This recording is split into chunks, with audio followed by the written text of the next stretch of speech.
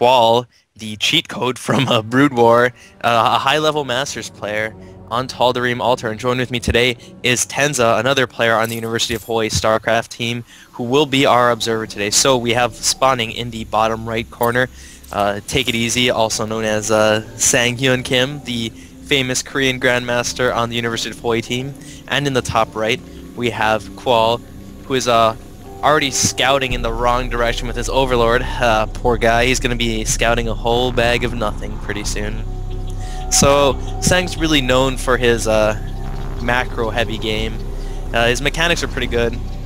I guess if I guess that goes without saying since he's a grandmaster. You're going to see him park that pylon right on the outside of his natural, which means he is going to go for some kind of fast expand. Usually it's some kind of forge gateway wall off with a cannon behind or some kind of barrier.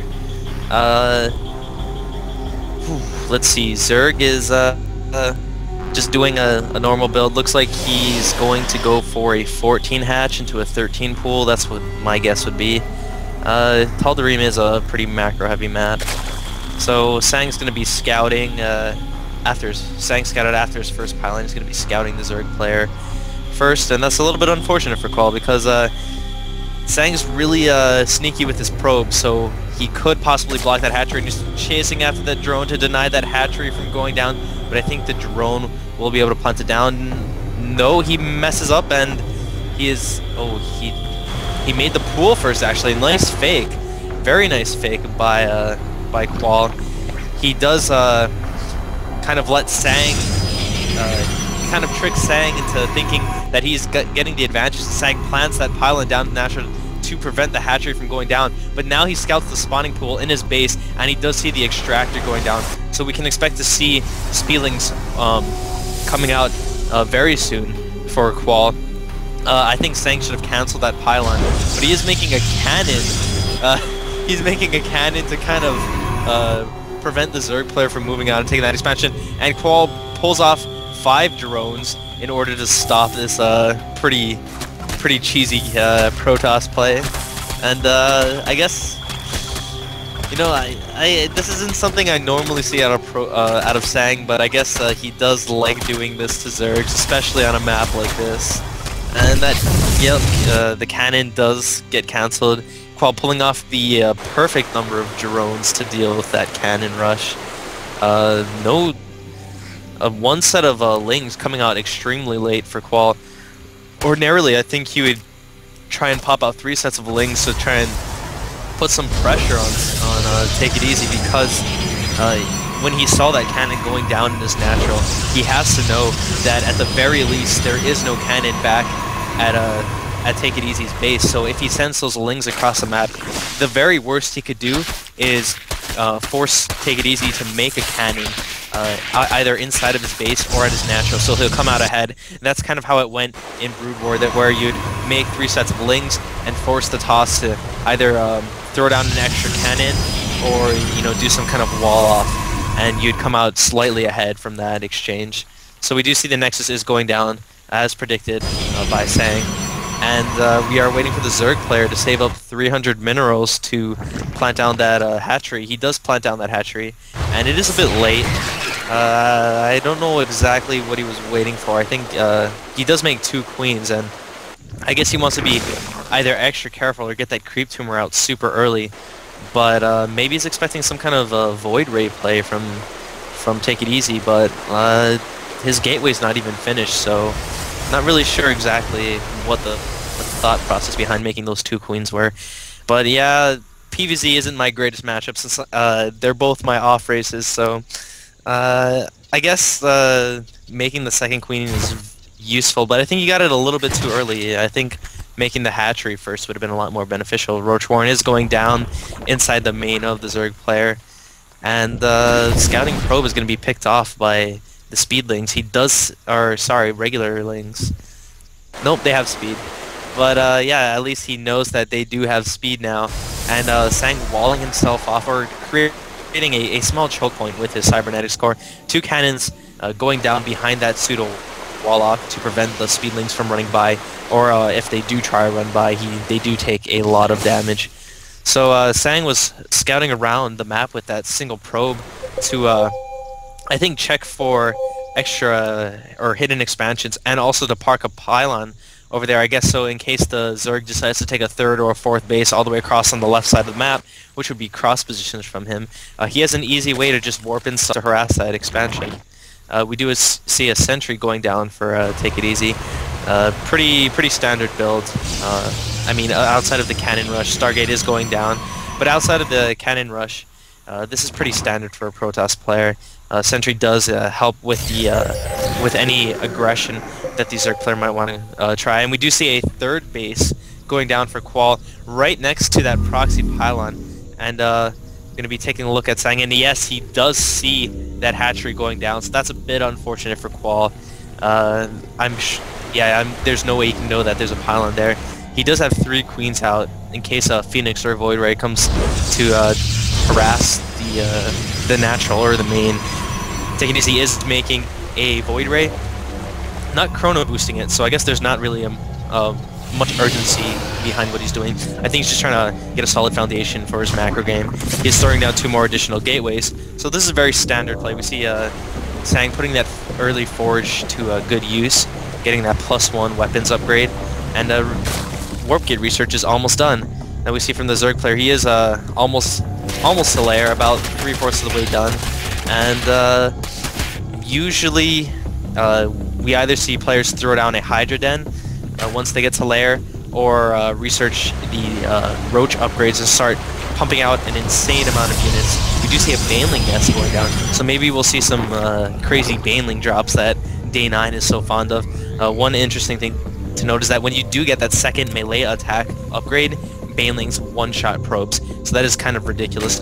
Third base has finished for Qual. I expect Takeiteasy sends his first Void Ray out to harass that hatchery, and he does start warping Zealotin, so I think there's little to no chance that the Zerg will be able to hold this third base, and I think he's going to have to park one down right where the destructible rocks are, and his Lings are destroying it. But there's a pylon that Sang planted down there a lot earlier, and it's not scouted by the Zerg player, so we'll see what happens with that.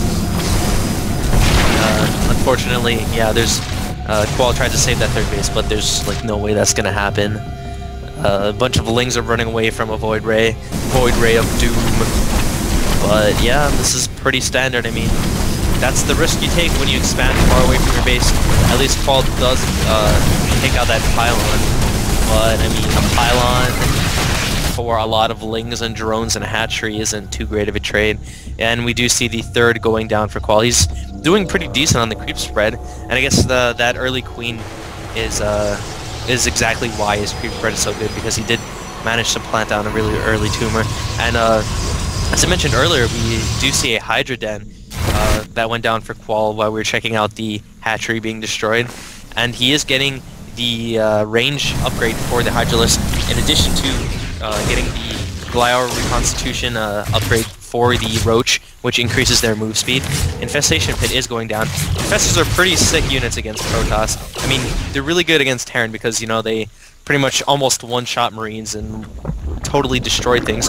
But Protoss have a lot harder time dealing with Infestors, even if their fungal growths aren't as strong against them, because it's just so hard to deal with the Infestors as a whole. If you make 10 Infestors and, you know, you get a bunch of High Templar, it's really hard to feed back all of them before they get a fungal off. And they can also burrow around, and as I think one of the famous Zerg players, top pro player, has been doing recently, is getting a bunch of Infestors in ZVP and throwing down like 50 infested Terrans at an expansion and just taking it down in the matter of seconds. It's pretty ridiculous. We do see Qual trying to rebuild that destroyed hatchery and trying to secure himself a fourth.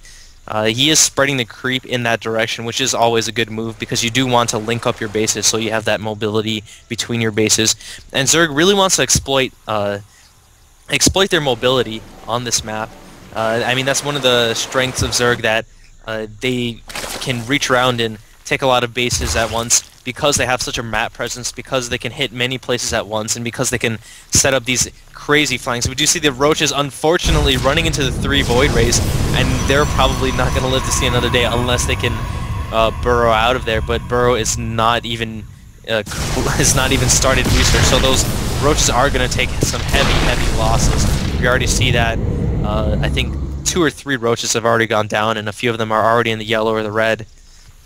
Phoenix for Takeiteasy is scouting around the map, checking out everything, see if the Zerg has had a hidden base or hiding some units around the place.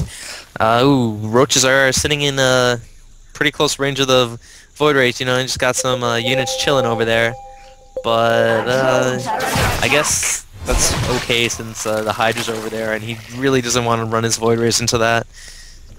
Third base is up and running now. There's that lone Zergling just kind of chilling the base, and the Zealot does manage to kill it. Yeah, we are getting a bit of lag. Whole vehicle of technology thing. You know, that's gonna, you know, you're gonna have sometimes you're gonna have lag, etc., etc. I think there was a DT. Hold on 1 second.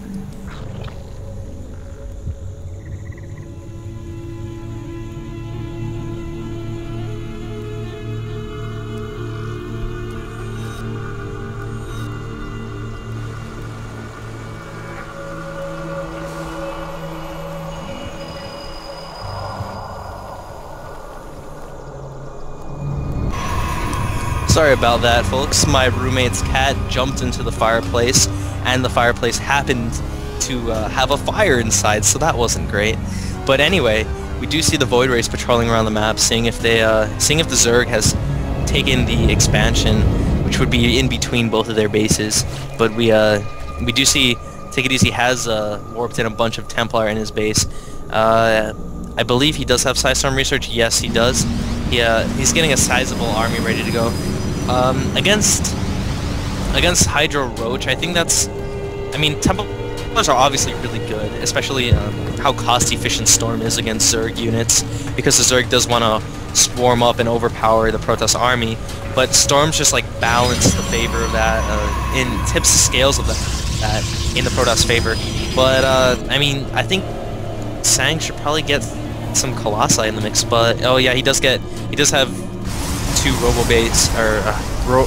robotics facilities just finished, and we should see the support bay being thrown down any second now. And there were some DTs roaming around the map earlier and killing some drones. Sorry you missed that, of course. Cat jumped in the fireplace, not really much we can do about that. Sorry. But, oh, it looks like Sang's Death Ball is pushing out, trying to work his way onto the creep. I think that's a pretty big mistake, though. Usually you want to have an observer out to kill off the creep tumors and try and reduce the mobility of the Zerg army. You see engagement going down. Sang is attacking the extractor with a bunch of his units. The storm's going down. Beautiful storms hitting close to the Zerg army. Balins aren't done working yet, so the Zerg is in a lot of trouble. There was a nice fungal that went down to the Protoss army, but I think the Zerg is just dead here. Unless Sang doesn't micro around at all.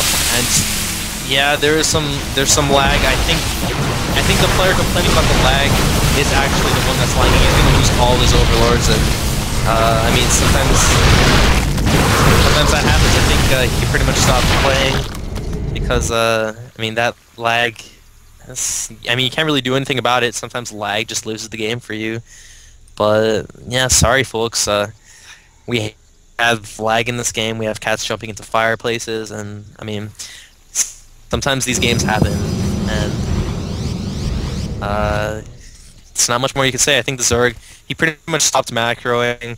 Zerg is a race where you've got to macro.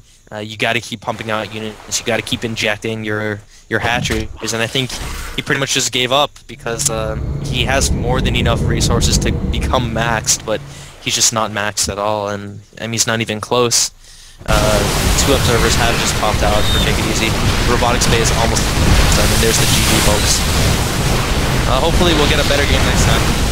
But special thanks to the Collegiate Star League, and special thanks to Tenza, who has been doing a lot of obsing for the Hawaii players and the Hawaii community. If you want to check us out, go to www.cstarleague.com and check out our forums at forum.uhmstarcraft.tk. Thanks. I am Jugan, coordinator and captain for the University of Hawaii Collegiate Star League.